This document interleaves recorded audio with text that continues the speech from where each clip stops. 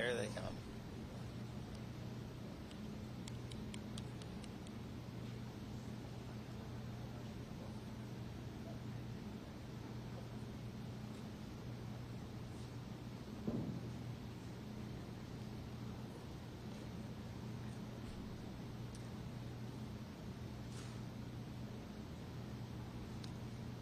All right, we ready? We good? All right.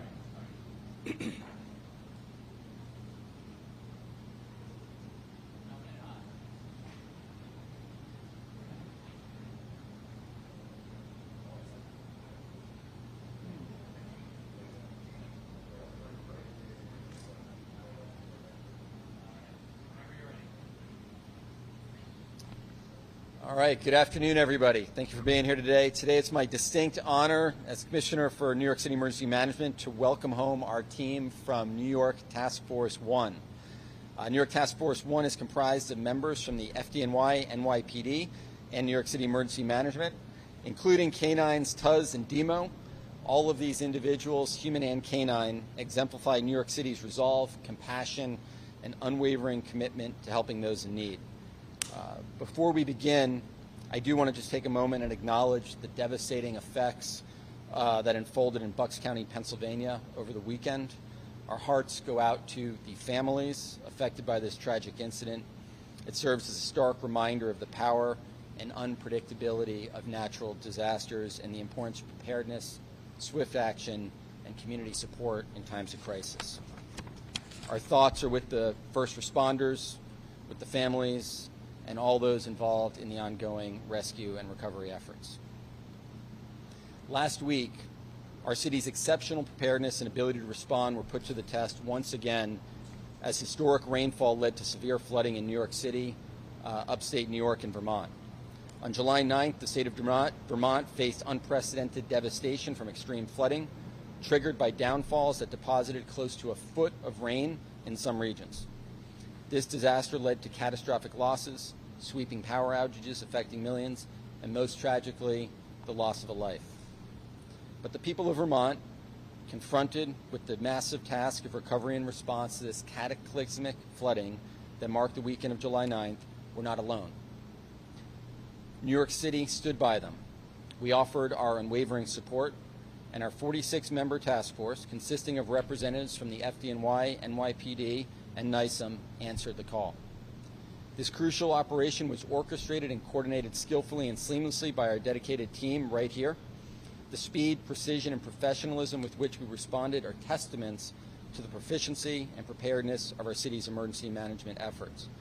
I'd like to take a moment to extend a special thank you to John Grimm, Brittany, Mike, Soren, and Joe from New York City Emergency Management. Their tireless efforts behind the scenes provided invaluable support for each of these deployments. Their dedication and hard work ensure the success of our missions, and we are incredibly grateful for them. As the Commissioner of Emergency Management, I want to assure you that our city's preparedness for emergencies is second to none. Our strategy, which evolves constantly, incorporates a rigorous training regimen for our first responders. This ensures they are equipped with the best and latest techniques to tackle a vast array of emergencies. Our readiness from natural disasters like floods and earthquakes to man-made catastrophes is a result of this unwavering commitment to continuing learning and improvement. The vast array of equipment they deployed with, including 6 boats for water rescue and navigating through flooded neighborhoods, as well as gear for rescuing from collapsed structures and confined spaces, were instrumental in their mission. Armed with their diverse and specialized skills, Task Force 1 swiftly sprang into action upon their arrival in the heavily impacted town of Berlin, Vermont, in the early hours of Tuesday. Without hesitation, they plunged into their life-saving work, responding to emergency calls and conducting rescue operations in areas grappling with an overwhelming 9 inches of rain. Their tenacity, courage, and swift thinking, for which they are renowned, were on full display throughout their mission in Vermont. As described by their task force leader, Chris Giordano, whom you'll have the privilege of hearing from shortly, homes and roads were badly affected, and yet the team made significant inroads in their rescue efforts, including the extraction of 30 people from a hotel in Montpelier. Task Force 1 displayed exceptional bravery and skill in rescuing 3 individuals who were in immediate danger. Moreover, their operations extended to the safe evacuation of 33 individuals. The flooding across Vermont had left communities struggling with trapped citizens, blocked roadways, and mud-filled streets and businesses. Task Force 1 diligently conducted shelter-in-place welfare checks for 61 individuals, offering vital support and assistance to those unable to evacuate. With meticulous attention, Task Force 1 assessed 465 structures, identifying potential risks and prioritizing safety measures in the affected areas. Their expertise was further demonstrated as they meticulously plotted 116 hazards, creating a comprehensive map that highlighted areas requiring immediate action and facilitating effective mitigation of potential dangers. Throughout their mission, Task Force 1 offered a beacon of hope in the face of immense adversity. New York Task Force 1 is an essential part of the emergency response infrastructure as part of a network of 28 FEMA urban search and rescue task forces across the country. They have a storied history of answering the call in times of distress. They're dedicated in courage, demonstrated time and again from deployments like the 1995 Oklahoma City bombing to Hurricane Katrina, Rita, and most recently the flooding in Vermont, are always commendable. Task Force leader Chris Giordano's words to a reporter underscore a crucial principle that blinds us all. You never know where a disaster is going to hit, he said. So to lean on another state to help is extremely important because you would want them to reciprocate, and obviously they would. Today, we're not merely welcoming home Task Force 1, we're welcoming home embodiments of New York's tenacity and spirit.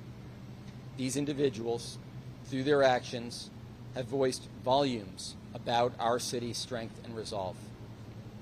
Their operations extend beyond just a demonstration of New York's abilities. It represents the very essence of our city. Our unyielding bravery, our resilience, and our unwavering commitment to serve others today and in all the days to come. To our New York Task Force 1 team, today you have given us another reason to be proud of our great city, and for that we are incredibly thankful. So thank you. Before I introduce our guests, let us take one moment to acknowledge and express our deep appreciation also to their families of the task force members. We recognize the sacrifices you have made while your loved ones were serving in Vermont. Your unwavering support and resilience have been a source of strength for them. We extend our heartfelt gratitude to you for standing alongside them and for the invaluable role you play in enabling them to serve. Now I'm honored to invite leaders of our fire and police departments to share a few words. It's my honor to introduce FDNY Commissioner Laura Kavanagh, a distinguished public safety leader whose vision, deep compassion, and unwavering commitment greatly contributes to the safety and well-being of New Yorkers. Laura. And thank you to you, Commissioner Iskol, and to my partners at NYPD. This is truly a team effort, and we're so grateful that you serve alongside us, and to you and all your staff who give us support every day. Of course, to the members of the FDNY who are deployed, welcome home. And we are so grateful that not only do they put their lives on the line every day for New Yorkers, that they choose on their own time to be deployed elsewhere to get the additional training. This is truly the best fire department in the world, and our members show that every day. And we're so grateful that they're willing to do this, to spend time away from their families, as the Commissioner mentioned. And a special thanks to Chief Downey, who leads rescue operations and has guided this team for years, and Captain Liam Flaherty, who you'll hear from in a few minutes, who's going to talk a little bit more about what the team did while they were up in Vermont. But just to go over that briefly, our team at the FDNY is made up of 24 people, including firefighters, fire officers, rescue medics, and a doctor. They arrived a little before 3 a.m. and went straight to work, and I think that really emphasizes the dedication of this team. After long days of work and a long drive, there were people who were in imminent danger, and as soon as they got there, rather than get a chance to rest or take a beat, they went straight to work rescuing people in Vermont who were moments away from imminent danger. And we are so grateful for that. There were truly lives saved because of their presence in Vermont. And as we mentioned, USAR is so valuable in so many ways. They are able to deploy at a moment's notice. They have technical training not seen anywhere in the country, and they are truly willing to put their lives on the line. This is a real partnership. We're so grateful for the time and attention. This is truly the greatest city in the world and the greatest fire department in the world, and I think we showed that today and always, and thank you to everybody, and welcome home. Thank you, Laura. Now I'd like to introduce Chief Carlos Valdez, Commanding Officer, NYPD Emergency Service Unit. Thank you. Chief. Good afternoon, everyone. I am Assistant Chief Carlos Valdez, Commanding Officer of Emergency Service Unit. I'd like to thank Police Commissioner Edward Kavanagh, OEM Commissioner Zach Iscol, FDNY Commissioner Laura Kavanagh, and members of the press here today as we welcome home the brave members of New York Task Force 1. These fearless men and women were deployed for the past 2 weeks to the state of Vermont in communities that were devastated by severe storms and flashing floods, where they participated in rescue and recovery efforts.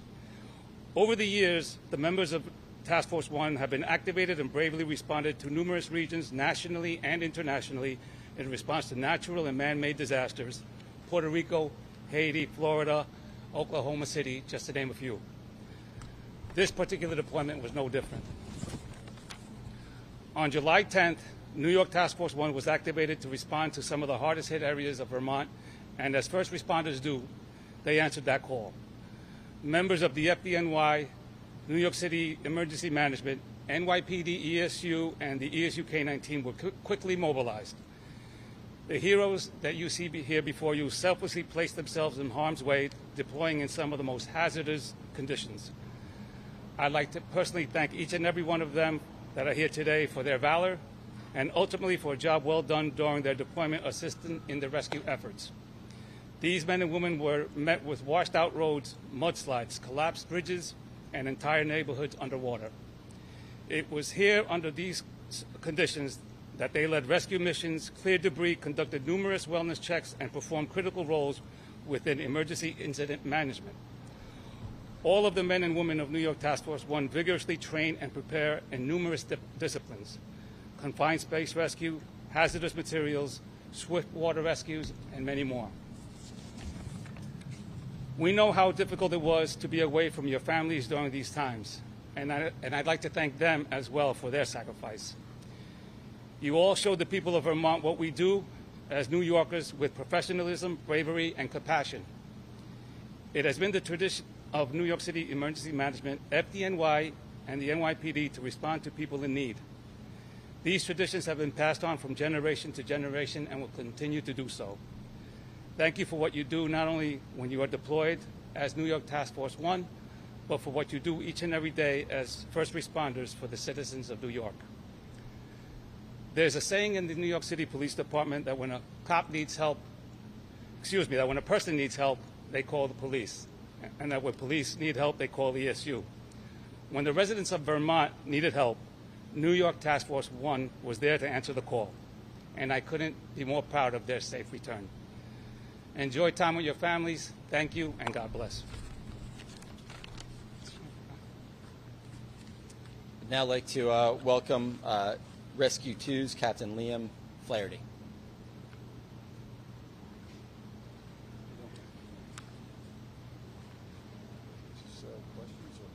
Just talk about what you did while you're here. Types of rescues. I'll share the details of the rescues. We have other members that were performing the night. New York Task Force 1, we responded up last Monday up to Vermont. On the way, we got a phone call from IST that we needed to go into action as soon as we got up to the city of Montpelier. The members deployed immediately, went out. We arrived up there about 2 a.m. in the morning, and immediately, we started off running. Multiple rescues were made throughout that night and throughout the next day. And as a part of the command staff for the team, I'd just like to say how proud I am to have served with the men and women of this team. And there's teams throughout the nation, but New York Task Force 1 is unmatched in our talent and the caliber of the people that serve on this team. I think I'd like to relate to the people of New York City that should thank God every night that people like this serve day in and day out on the streets of New York, walking the line for the citizens. And It was nothing but a pleasure to be with them, and I'm so proud, and it's glad to be back. I'm glad to be back home in New York, and that's it. Thank you. Now I'd like to invite up Task Force 1 leader Chris Giordano, seasoned leader from the New York Police Department. Good afternoon. Captain Christopher Giordano, NYPD Emergency Service Unit. I was assigned as the New York Task Force 1 Urban Search and Rescue Task Force leader. As we was said, our team responded on Monday night leading into Tuesday morning. We arrived in Vermont. The team immediately went out, began to do evacuations and rescues in the town of Montpelier. In total, I believe we did 33 evacuations, and we were able to rescue 5 people from the floodwaters that were there in Montpelier. In the days following, we were able to do wide area searches and risk assessments of damaged structures throughout the counties of Washington and Orange County in central Vermont. With that being said, we did a total of, I believe, 465 structures, and we documented 116 hazards. With that, it will help the communities that were affected to get the local resources and hopefully federal resources to help them fix this and get back to their normal operating days.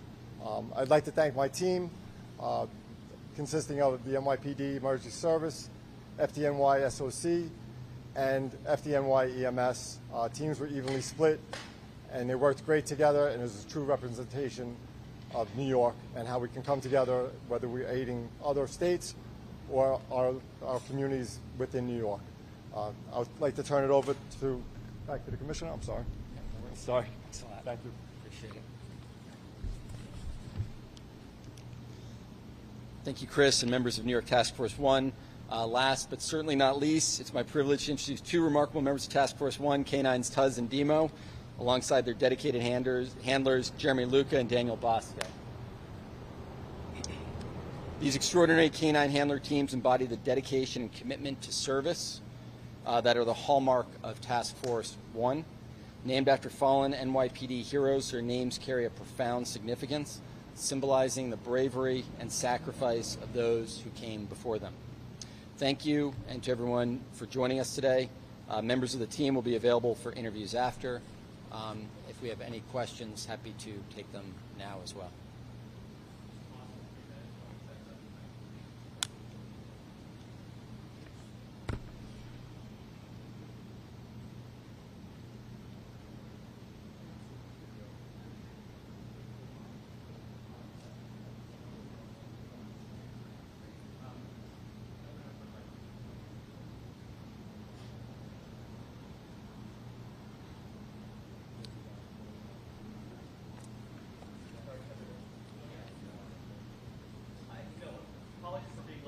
No worries, no worries.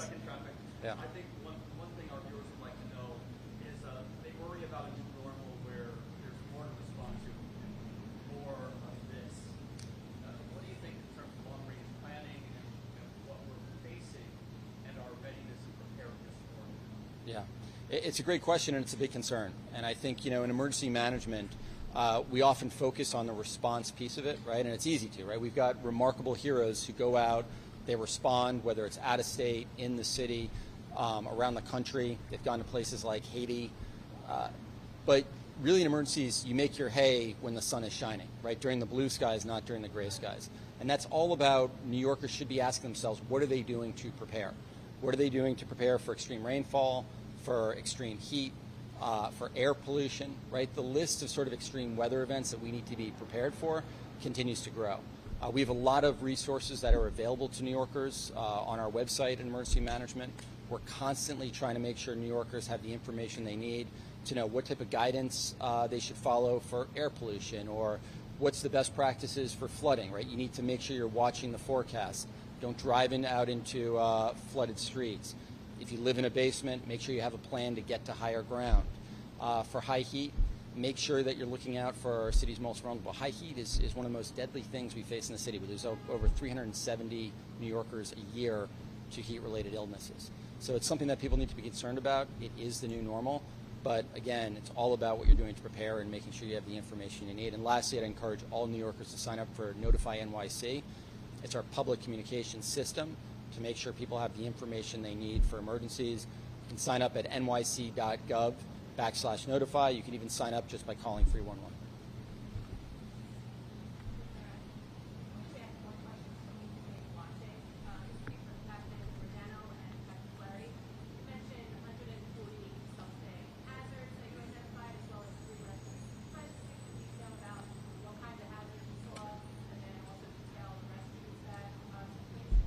So the question was what type of hazards we've identified? So damage in multiple counties, multiple towns, led anywhere from obviously flood damage to road closures, road cave-ins, potential mudslides, damage to structures that were into the water.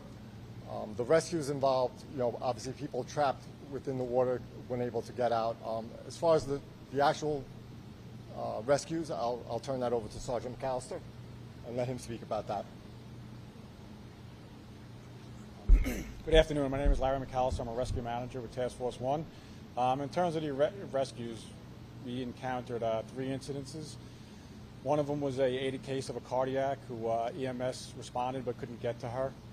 So we were able to launch a boat, get to her, and bring her across to get her treated by EMS. She was in the middle of suffering a cardiac condition, and they were able to get her to the hospital. One of the other incidents that we ran across is we were in the process of evacuating people from a hotel. They were stuck in the hotel, and there was people on a kayak who went into the water, and the kayak flipped. They went downstream, and they were able to hold on to a sign. And during the process of us evacuating those people, we came across them, and we were able to rescue them from the water. The last incident was actually as we were wrapping up for the day. We were going back to put our boats back, and John Drew was a rescue squad officer for one of the boat teams. He saw a person that was up on the second floor that we never saw before. He wasn't able to get out since the storm started, so he was able to get them down to get him out of the second floor safely.